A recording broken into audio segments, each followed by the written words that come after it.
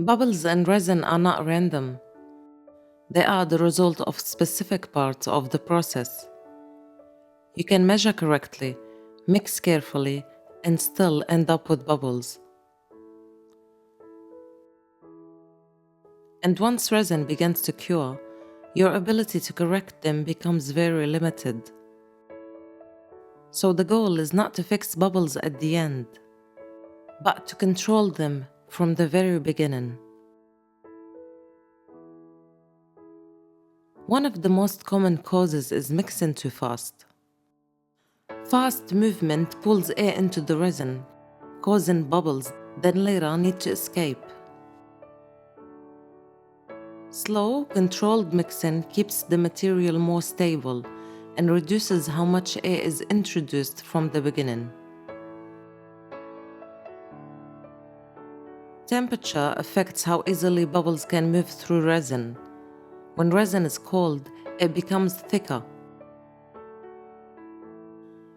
At the correct temperature, resin will flow easily, and this will help bubbles release more naturally. If the product allows it, helping bringing the resin closer to room temperature can improve how it behaves during mixing. The way you pour your resin also matters. Pouring from a height introduces more air into the mix.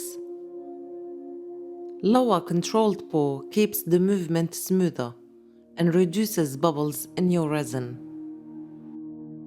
After mixing, small bubbles start to rise on their own, but moving too quickly and pouring immediately can delay the process later.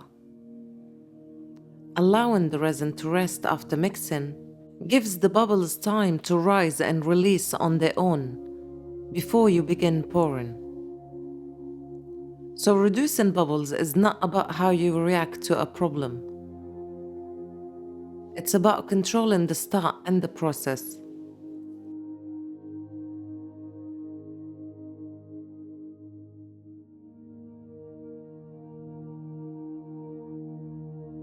Mix slowly. Work with the correct temperature. Pour with control and allow the resin to rest.